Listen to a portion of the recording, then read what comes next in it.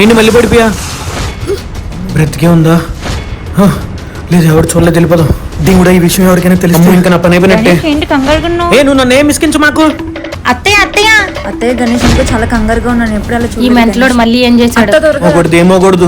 అత్త చూడత్త ఎలా కంగారు పడుతున్నాడు. అవునమ్మా, ఏదో జరిగినట్టుంది.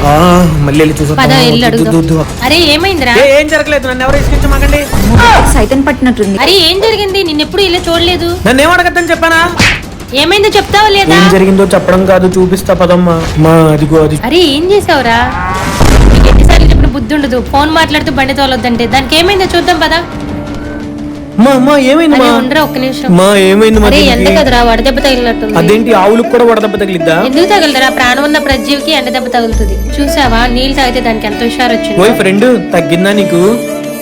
సూపర్. ఎండాకాలం ప్రజీవికి నీళ్ళు ఎంతో అవసరం. కుదిరితే ఇంటి బయట బకెట్ తో వాటర్ పెట్టండి.